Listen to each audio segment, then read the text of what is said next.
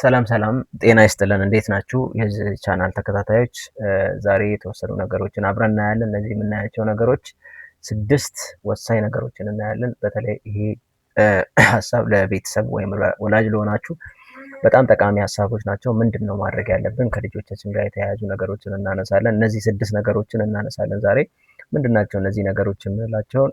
የልጆቻችሁን ወደፊት እጣ ፋንታ የሚያረጋግጡ 6 ውሳኔዎችን ስንወስን ለልጆቻችን ፖዚቲቭሊ ኢንፍሉዌንስ የሚያደርጉ ነገሮችን እንድንወስን የሚያስችሉ ነገሮች ምን ማድረግ አለብን ለልጆቻችን፣ ወይም ደግሞ በእንግሊዝኛው 6 decisions that can secure your children's future፣ የነጋቸውን የሚወስን 6 ውሳኔዎችን እናድርግ ነው። ምንድናቸው እነዚህ 6 ውሳኔዎች የሚለውን በደንብ አድርገን እናያለን።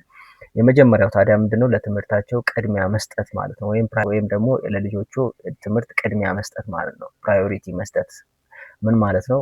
ልጆች በትልቁ ኢንቨስትመንቶቻችን ናቸው። የቤተሰብ ኢንቨስትመንት እንደመሆናቸው መጠን ትምህርታቸው ላይ ትኩረት እንዲያደርጉ እድል መስጠት ነው ማለት ነው።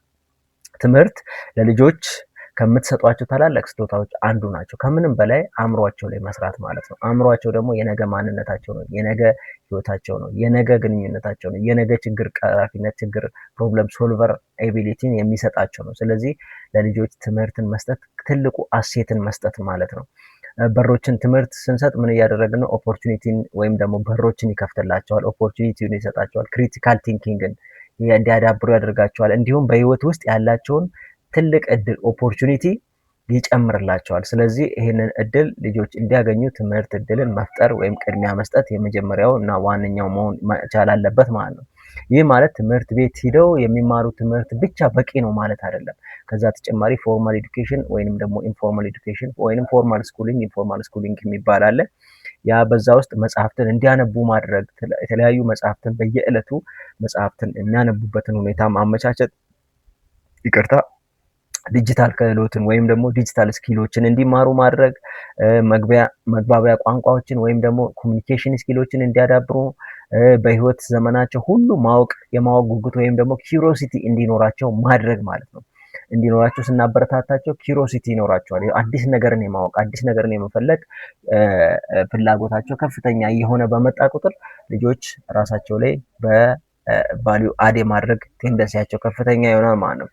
ችሎታቸውን ይደግፏቸው። ከዛ በተጨማሪ ችሎታቸውን ወይም ደግሞ ሰፖርት ዜር ታለንት እና የእድሜ ልክ ተማሪዎች እንዲሆኑ ማገዝ ማለት ነው። የእድሜ ልክ ተማሪዎች ሳያቋርጡ ማለት ነው። ከትምህርት ቤት ከወጡም በኋላ ተመርቀው ወጥተው ሊያቆሙ ይችላሉ። አብዛኛው የተለመደው ከትምህርት ቤት ወይም ከዩኒቨርሲቲ ከወጡ በኋላ ትምህርትን የማቆም ልማድ አለ። ይሄንን ትተው እንደወጡ ያን እንደ ስፕሪንግ ቦርድ ወይም እንደ መነሻ በመጠቀም ራሳቸውን እለት ከእለት የሚያስተምሩ ልጆች አድርጎ መቅረጽ እንዲቻል እድሉን ይሰጣል ማለት ነው። ዛሬ በልጆቻችሁ ትምህርት ላይ ኢንቨስት ማድረግ ለበርካታ 10 ዓመታት የሚጠቀሟቸውን እድሎች የመፍጠር ሂደት ነው ማለት ነው። እውቀት ማንም ሊወስድባቸው የማይችል ሀብት መሆኑን ማሳወቅ። ይሄ ፎርማል ኤዱኬሽን ወይም ፎርማል ስኩሊንግ የምንለው ብቻ ሳይሆን በተለያየ መልኩ መጽሐፍት በማንበብ ከህይወት የሚያገኙት ትምህርት ከተለያየ ቦታ የሚያገኙትን ትምህርት እንዲያገኙ ቅድሚያ መስጠት ማለት ነው። ይሄ አንደኛው ነው፣ ፕራዮሪታይዜሽን ኦፍ ዜር ኤዱኬሽን ማለት ነው።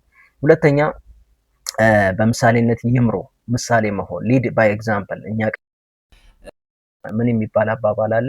አንድ ልጅና አባት ከኋላ ፊት ሆኖ ልጅ ከኋላ ሆኖ እየሄዱ ተጠንቀቅ እዚህ ጋር ሲለው ራስ ተጠንቀቅ ምክንያቱም እኔ ያንተን እርምጃ እየተራመድኩ ነው የምመጣው ያለው አባባል አለና ምን ማድረግ ይኖርብናል? ሊድ ማድረግ፣ በኤግዛምፕል በምሳሌ መምራት ማለት ነው። ልጆች ከሚሰሙት ይልቅ ከሚያዩት ነገር የበለጠ የመማር ቴንደንሲ ያላቸው። ስለዚህ የሚሰሙትን ሳይሆን እኛ አድርገን ማሳየት ይኖርብናል። ጠንክረው ከሰሩ የገባችሁትን ቃል ጠንክረን ከሰራን የገባነውን ቃል የምንጠብቅ ከሆነ ገንዘብን በጥበብ ከተጠቀሙ ሌሎችን በአክብሮት ከያዙ እና የዲሲፕሊን ክህሎት ወይም ልጆቻችሁን ከእነዚህ ልማዶች የመቅሰም እድላቸው ሰፊ ይሆናል ማለት ነው። ስለዚህ ቡትን ቃል መጠበቅ እንዲችሉ ጉድ ካራክተር እንዲኖራቸው ልጆችን ማሰልጠን የዕለት ተዕለት ተግባራችሁ የእድሜ ልክ ትምህርታቸው ሊሆን ይችላል ማለት ነው። እኛ የምናደርጋቸው እነሱ የሚማሩበት ጊዜ ነው። በእኛ ተግባር እነሱ ይማራሉ።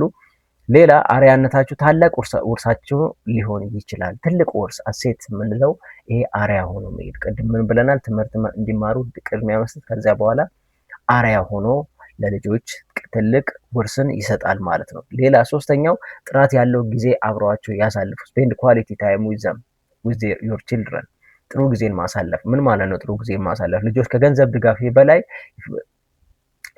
ድጋፍ በላይ የሚፈልጉት ነገር አለ። የእናንተን አብሮነት ፕሬዘንስ፣ ፊዚካል ፕሬዘንስ ማለት ነው። አብሮ መሆንን ጋጀትስ አይደለም፣ ወይም ዱዳድስ የምንለው አይደለም፣ ቁሳቁሶችን አይደለም የሚፈልጉት፣ አብሮነትን ይፈልጋሉ። ለምሳሌ አብሮ ወክ ማድረግ፣ አብሮ ኩክ ማድረግ ሊሆን ይችላል። ቴሊንግ ቴል ወይም ተረቶችን አብሮ ማውራት፣ ኤክሰርሳይሶችን አብሮ መስራት፣ እነዚህ ነገሮች ይፈልጋሉ። እነዚህን በማድረግ ከልጆች ጋር አብሮ ጥሩ ጊዜ ማሳለፍ ይቻላል። በየጊዜው ማነጋገር፣ የሚያሳስባቸውን ነገር መጠየቅ፣ ማዳመጥ፣ ህልሞቻቸውን ማበረታታት እንዲሁም በመተማመን እና በፍቅር ላይ የተመሰረተ ጠንካራ ግንኙነትን መፍጠር ከልጆች ጋር ማለት ነው። ስለዚህ ትርጉም ባለው ቤተሰብ ግንኙነት አማካኝነት የሚያድጉ እሴቶች እና በራስ መተማመን ከውድ ስጦታዎች በላይ የወደፊት ህይወታቸውን ይቀርጻል። ስለዚህ ለልጆች ምን ማድረግ? ጥሩ ጊዜ አብሮ ማሳለፍ ከልጆች ጋራ። ዛሬ ልጆቻችሁ የሰጣችሁ ጊዜ ነገ ጥንካሬያቸው ይሆናል ማለት ነው። የዛሬ ጊዜያችን የነገ እነሱ ጥንካሬ ስለሚሆን ይህንን በደንብ አድርገን ትኩረት ልናደርግበት ይገባል። አራተኛ ጠቃሚ ክህሎቶችን ያበረታቷቸው ወይም ደግሞ ኢንካሬጅ ቫሉዌብል ስኪልስ። በተለይ አሁን ያለንበት የተለያየ ዓለማችን የምትቀያየርበት ዓለም ወይም ደግሞ የተቀያያሪ ነው። ዛሬና ነገ የተለያዩ ነገሮች ናቸው። ስለዚህ ያንን አዳፕት ማድረግ የሚችሉትን ስኪል እንዲቀስሙ ወይም ክህሎት እንዲማሩ ለልጆች እድል መፍጠር ማለት ነው። ጠቃሚ ክህሎቶችን ማበረታታት ያንን ማለት ነው። ልጆች በህይወት ዘመናቸው ሁሉ ጠቃሚ የሚሆኑ ተግባራዊ ክህሎቶችን እንዲያገኙ እና እንዲያዳብሩ ማገዝ። እነዚህን የመግባቢያ ለምሳሌ የምንላቸው የአንደኛው ክፍለ ዘመን ስኪልስ፣ 21 ሴንቸሪ ስኪልስ ብለን እንጠራቸዋለን። ለምሳሌ ኮሚኒኬሽን ስኪል ወይም የመግባቢያ ክህሎት፣ የአመራር ሊደርሺፕ ስኪል፣ የችግር አፈታት ፕሮብለም ሶልቪንግ ስኪል፣ የኮምፒውተር ወይም ኮምፒውተር ሊተረሲ እና ኢንተርፕርነርሺፕ፣ ክሪቲካል ቲንኪንግ የምንላቸው ወይም ደግሞ ፐብሊክ ስፒኪንግ በህዝብ ፊት ንግግር ማድረግ ወይም ደግሞ የሙያ ክህሎቶችን ቮኬሽናል ስኪልስ የምንላቸው ለምሳሌ ኤሌክትሪክሲቲ ሊሆናል፣ ሜካኒክስ ሊሆናል፣ አውቶ ሜካኒክስ ሊሆን ይችላል። የተለያዩ ቮኬሽናል ስኪሎችን እንዲማሩ ማበረታታት ማለት ነው። ይሄ ለነሱ በጣም ትልቅ እድል ይፈጥርላቸዋል ማለት ነው። ስለዚህ እዚህ ላይ በደንብ ጊዜ እንዲያሳልፉ ማድረግ፣ በፍጥነት የሚለዋወጥ ዓለም ውስጥ መሆናችንን በማወቅ ዓለምን መላመድ የሚችሉ ክህሎቶችን ብዙ ጊዜ እንደ አካዳሚያዊ ብቃት ጠቃሚ ሊሆኑ ይችላሉ ማለት ነው። ክህሎቶች በራስ መተማመንን፣ ተቀጣሪነትን እና የእድሜ ልክ እድሎችን ይጨምራሉ። ስለዚህ የተለያዩ ክህሎቶችን ሲይዙ ተቀጣሪነት እድላቸው ሰፊ ይሆናል። ከሌላው የተሻለ ኦፖርቹኒቲዎችን የማግኘት እድላቸው ሰፊ ይሆናል። ከዛ ራስ መተማመናቸው በጣም ሰፊ ይሆናል ማለት ነው። ስለዚህ ትልቅ የራስ መተማመን እንዲኖራቸው ያደርጋቸዋል። አምስተኛው ጥሩ ስብዕናና እሴቶችን አስተምሩ። ቲች ጉድ ካራክተር ኤንድ ቫሊዩስ።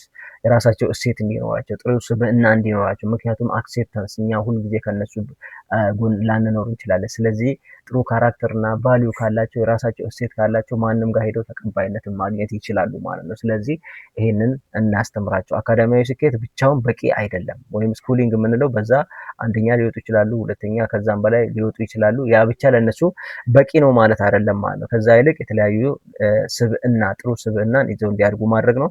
ልጆቻችሁን ታማኝነት፣ ጽናትን፣ ትህትናን፣ አክብሮትን፣ ደግነትን፣ ዲሲፕሊን እና ኃላፊነትን ማስተማር ከነዚህ እሴቶች እምነት እንዲገነቡ፣ ጤናማ ግንኙነቶችን እንዲመሰርቱ እና በግልም ሆነ በሙያዊ ህይወታቸው እንዲሳካላቸው ይረዳቸዋል ማለት ነው።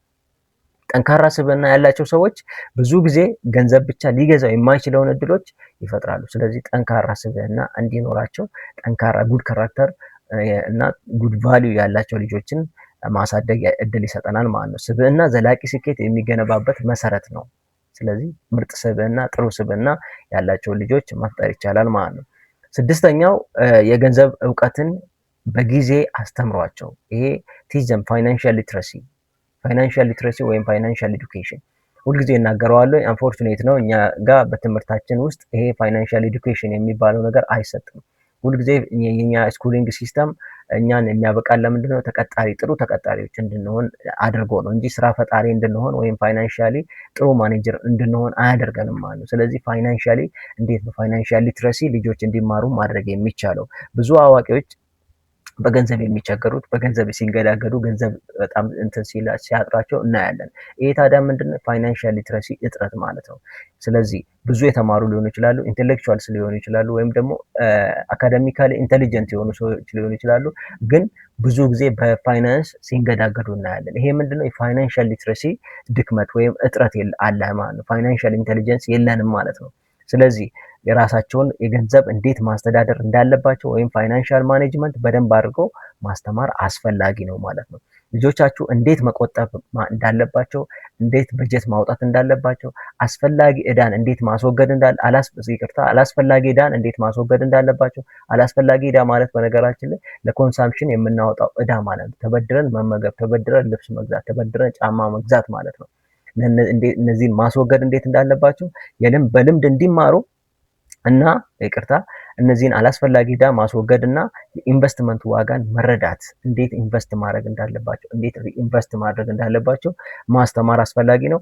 በልምድ እንዲማሩ ከገንዘብ ጋር በተያያዙ እድሜያቸውን ያገናዘበ ኃላፊነቶችን የተወሰኑ ኃላፊነቶችን መስጠት ከገንዘብ ጋር የተያያዘ ይሄ በልምድ ፕራክቲካል በሆነ መንገድ ልጆች እንዲማሩ እድል ይሰጣቸዋል። በገንዘብ ረገድ የተማረ ልጅ በገንዘብ ረገድ ኃላፊነት የሚሰማው አዋቂ መሆን እድሉ ሰፊ ነው ማለት ነው። ለልጆቻችሁ ላይ ገንዘብ ብቻ አትተውላችሁ፣ እንዴት ማስተዳደር እንደሚችሉም አስተምሯቸው ማለት ነው። ስለዚህ ገንዘብ መስጠት አይደለም ትልቁ ነገር፣ እንዴት ማኔጅ ማድረግ እንዳለባቸው ፋይናንሻል አድሚኒስትሬሽን በደንብ እንዲያውቁ እድል መስጠት ያስፈልጋል ማለት ነው። ይሄንን ይመስላል የዛሬ ሀሳባችን።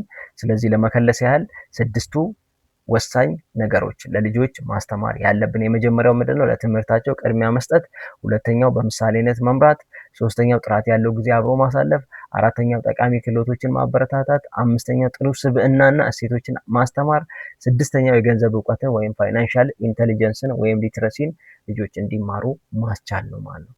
ይህን ይመስላል። ስላዳመጣችሁኝ አመሰግናለሁ።